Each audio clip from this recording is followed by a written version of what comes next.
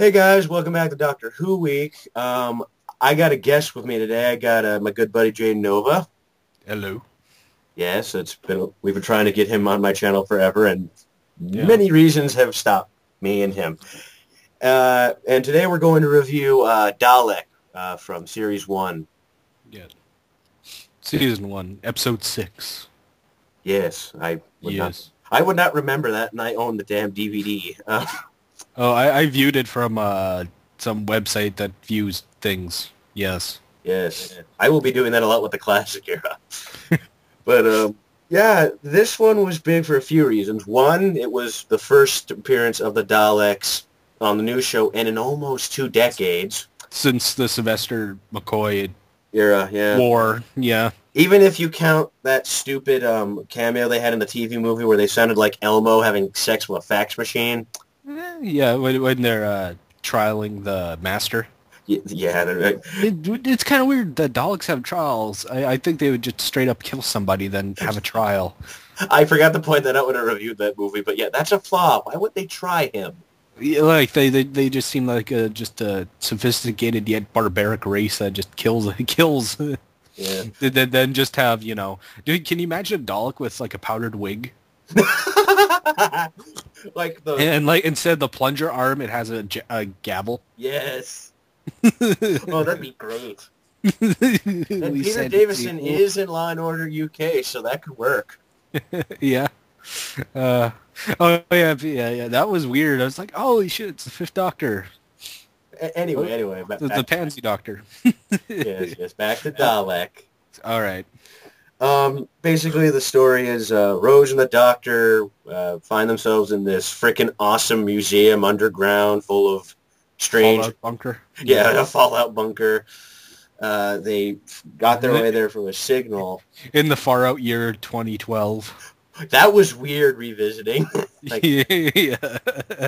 I've had that with this one, and there's another one, Fear Her in season 2 that caught me. I'm like, wow, I feel old.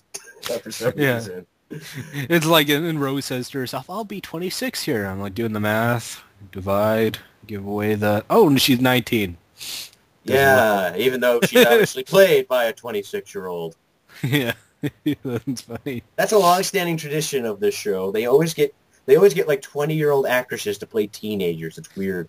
It happens. And did you, there's a lot of fake American accents in this episode. Oh, they're actually okay. First off, they meet Henry Van Staten, who is the most entertaining asshole on television. Oh god, yeah, you probably seen him. He was in he was the bodyguard in Hellboy 1.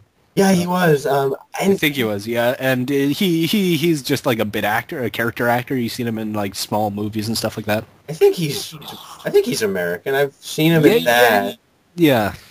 And then there's his assistant, who I know she was a recurring villain in Stargate SG-1, so I know that's not her real accent. I could tell just, I don't know, through her mouth movements and stuff like that, she was faking an American accent. And like you kind of see on the level of like a British accent coming through a bit. It just seemed a bit awkward. It wasn't. It's been. I've seen many actors do it worse. Evolution of the Daleks is awful. With their accents. This one with the Boston like or the old timey 1930s accent. Yeah, like hers was passable. See, very.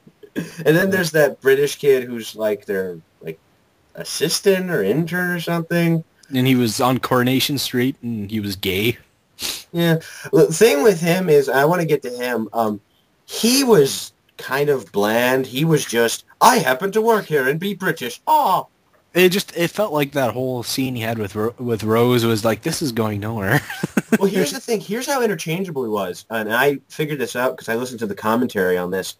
At one point, that character was supposed to be Van Statten's son. Oh, okay. And it didn't. They realized they just changed it, so for no reason they're just like, it's the same either way. We'll just. So we don't. I think the problem was they didn't say this, but I'm guessing that actor could not pull off an American accent, so it wouldn't be as believable. So they just said, "Well, we'll make him an intern." Yeah, he's as interchangeable. And then let's get to the Doctor and the Dalek, because big part of it's the Dalek. Oh, it was just like every time they took away from that scene of the Doctor just being awesome, I'm like, fucking Rose, fucking Van Stant. I don't care, go. Let's see Doctor be awesome. Well, you saw my review of Boomtown, right? No, I haven't. Well, there's a scene where she's just unbearable yelling at Mickey because, Mickey, who, from his point of view, has gone through hell for more than a year, being accused of, well, murdering Rose. He Yeah. decided, you know what, fuck it, I'm going to find some other girl. Rose was so pissed off, and ergo I was pissed off. Like, fuck you, Rose. This guy Yeah. was close to being put on trial because of you, you fucking bitch. She wasn't as bad here to me. I know, this is, yeah, that was later. Was that before this or after That this? was after this. So, yeah. Her And the bitchiness thing hasn't is, really come into full blossom yet. yeah, and Uh, the thing is, it's that joke when it comes to Welshie, he's on Tig with Tig, one of the few people I like on there, and he did some Doctor Who reviews. He did the Eighth Doctor movie, and there's always that current thing when he says Rose, her picture flashes on and says bitch. bitch. Yeah, I don't hate Rose altogether, but there are moments where I could see why people hate her. I did not yeah. see those here. She played damsel in distress. She did a good job. I really liked it. She was totally sympathetic to the Dalek, but we're getting ahead of ourselves. We want to get to the interaction with the Dalek in itself, or the Metaltron in itself with the Doctor. I don't know why, but I love calling it that too. Like Metaltron. That's just Metaltron. awesome. But Yeah. that sounds like something some rich asshole would call something like that. Yeah. But yeah, just any scene with the Doctor and that Dalek it's Oh, perfect. it just, yeah, two dodos talking to each other because they're last of their race, and just, I don't know, it just how charismatic Christopher Eccleston is. Just, oh, I get goosebumps when he's confronting the Dalek and just taunting it, and everything, just every word that comes out of his mouth, every expression he's giving off is so believable. I get teary-eyed when he talks about the war, and I have no idea what happened. Just he really conveys he's gone through it. Yeah, and not to mention, this one managed, because there was pressure with this episode, because let's face Hmm. it, you show anyone with no knowledge of this show at Dalek, they're not going to find it scary. Yeah, he does give a kind of a quick rundown, a basic rundown, and what they are and who created Hell, them his and stuff first like that. reaction to meeting it, you could tell this thing's not to be fucked He's with. like, "Shit, get me the fuck out of here! I don't want to be near this thing." He's pounding on the door, and he finds out the thing's out of power, and I'd rather be a G.I. Joe, get me out! no, he doesn't. Um, We and said no to the sequel. I guess that's a sign. yeah, Even though I do want to see it, but still, no, Christopher Eccleston could do better. yeah. Yeah, but the performance from the Dalek was... I really fell for his performance, and it's done by Nick Briggs, who's been doing the Dalek voices since like '99 on Big Finish.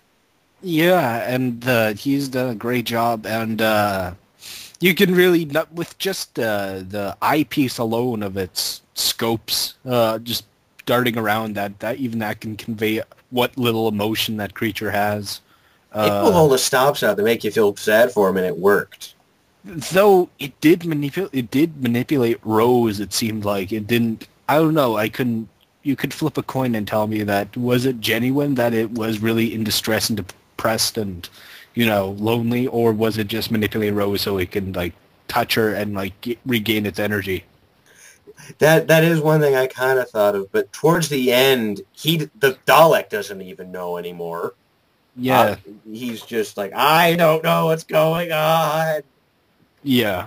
These It's hands, they touch me in places. Sorry.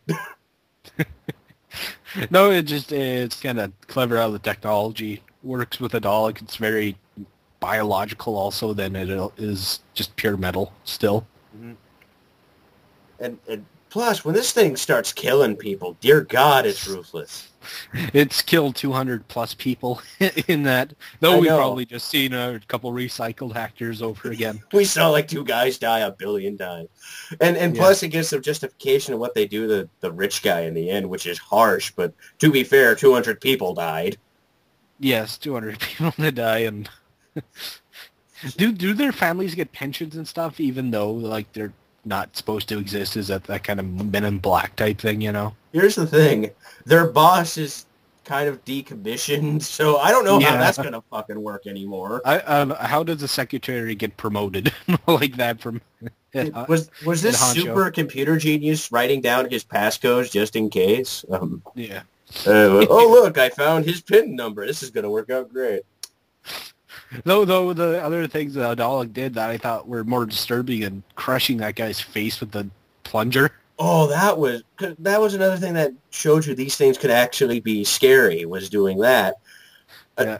Another thing, and I mentioned this on Twitter, that scene where it's hovering up the stairs, no matter how many times you see it, is still kind of creepy. I don't know Yeah. why, but there's just all this suspense. And it's not like they've done that before, but I don't know Yeah. why. It's just, oh, dear God, they thought that was going to work. Yeah. And they It just keep just shooting at him. yeah, it has like this force field around it which disintegrates the bullets to their atoms and stuff like that. Which makes it look like he's in the Matrix, but Yeah. Personally, I thought it was like when the first bullets were coming toward it, I thought it's going to stop the bullets all around it and do a Magneto and just fling them all back toward them. I thought they were just going to stop him in midair and they were just going to, like, fall. I like that. I like that counterattack idea that Magneto does. Yeah. Or even worse, he somehow absorbs or it. that happened in District 9 with the magnetic thing, remember? Yeah, I remember that. Yeah, But this yeah, was that was before, so they weren't yeah, smart. yeah, yeah. Plus, that would probably be expensive, and as I have told before doing these reviews, money's a really, really tough thing to use on Doctor Who, no matter what era. As you see the Dalek like turning its mid body of its body backwards and forwards, like you can tell that's all CGI, the Dalek in itself. Which looks a lot better than some CGI you'll see in this show. Well, it looks better because you know it's metal and it's easier to do that than flesh, which can has different versions of reflection. And then you gotta do the sweat and all the other stuff, all the details. But something smooth and metallic like that would be easier. Another thing I want to point out, since this is like the Dalek's first appearance on the news show, just the way it looks, I really do like it. The way the the surface of it looks, you could tell it looks like it's metal, as opposed to no matter what they tried to do on the classic show, it obviously looked plastic.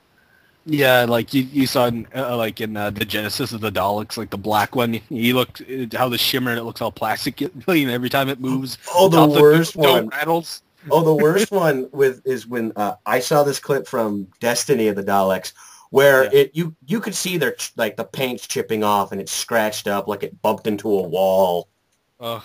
Like how much would it cost to like even when you're looking back on the classic show, the black and white one, like how they manufacture like three Daleks in one scene, and they have to like what they did in Star Wars, the original Star Wars, where they had to move around one X-wing to make it look like it's a whole fleet of them in one room. Oh, they had that problem with anything from Daleks to Cybermen, the classic. I have Revenge of the Cybermen, and one of the big things was because they only had 4 costumes. Yeah. How they were trying to make it look like there were more than 4 of them, which they tried, and that's what you can do is try. Make some cardboard cutouts in the background. Yeah, it's easy to do. Yeah. Yeah. Like, one of them's like a Star Trek cutout too, awkwardly there. It's a stormtrooper. Just shave it down a bit.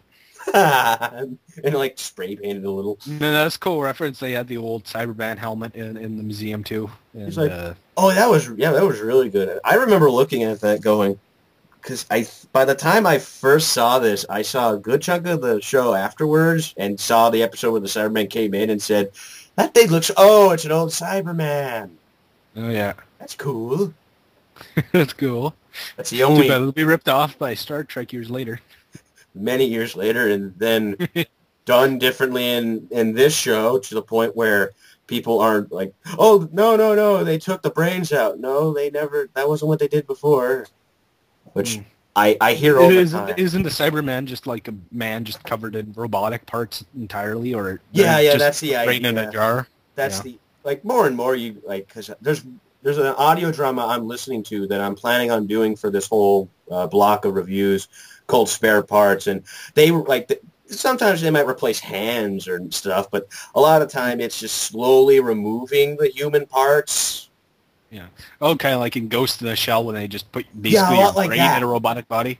a lot Yeah. like that. The Yeah. cool part is in that audio drama, they do it to horses, and I don't know why I think that's awesome. With horses. Maybe It's it's kind of because I've funny. seen too many sad stories about like horses having to be put down because they broke their legs, and I'm like, they fixed it. Every episode of Luck. Um, Oh, that show got um, canned already, didn't it? really? I didn't know. I Yeah, like watched it an did. episode already. It was pretty good. I liked it. It got canned because they just could not handle all the horse deaths, and Really? yeah, and some health. I It's about the mob and horses. What do you expect's going to happen? Well, the thing is, there's a big thing about killing animals. That's the thing. Much Yeah, but for they're entertainment, not no matter. really killing them. They're probably getting like stuffed or like fake prosthetic animals and stuff. I don't mean on screen, but poor health care of the actual animals is a concern. Okay. That was Yeah. why it got canned. Jesus. Anyway, Doctor Who. About Yeah, horses yeah. and Screw gambling. horses. We're talking about Doctor Who. I think this is one of the best episodes of the new show. I loved it. I totally got the survivor's guilt of the Doctor. Totally got the like he almost has shell shocked. I forget the modern day proper term of it, and just you really can get the waves of loneliness off of him and just all the guilt, and yet that he's kind of enjoying destroying the dog in itself, showing the darker side of him. And then that scene at the end where he has the gun and the roles are reversed now. He's not the innocent Yeah. survivor. The Dalek looks more like it now compared to it. Yeah, like the Daleks gaining humanity while the Doctor's losing his. Which is a big thing Yeah. about like this whole season. Towards the Yeah. end, he finally can laugh, and the guilt's kind of gone. Yeah. Though there's still echoes in it in his 10th incarnation. Yeah, and then they're completely done with it, with the exception of maybe the Doctor's wife with the 11th Doctor. Yeah. I still need to watch some of that. For those wondering, I'm at least planning on doing the 11th Hour, his first episode for this, because a Yeah. couple people requested it. But all in all, the big thing to look at in this is that Eccleston and the Dalek, no matter what they're doing, they're Yeah, this got me hunting down audio dramas of the Time War. Have they done they the Time haven't War yet? they haven't No? and they can't. They can't because they don't want to cause any confusion or contradiction. No, you don't want to cause contradictions and continuity and stuff like that. Yeah, I understand. There is one I want to check out. Though. It's called Jubilee, and Oh yeah. This- I was in fact- wondering. this episode Dalek is based off of it. They even got the same writer. Yeah, from the Sixth Doctor's run. That seems totally interesting. I'll look that one up. But there's like a lot of audio dramas. Oh yeah, they do one. I looked on Wikipedia and there's like just a giant line of them. Alone, they have a monthly line, and then there's a bunch of spin-off ones they do. Like they have Lost Stories. They have the Fourth Doctor one going on.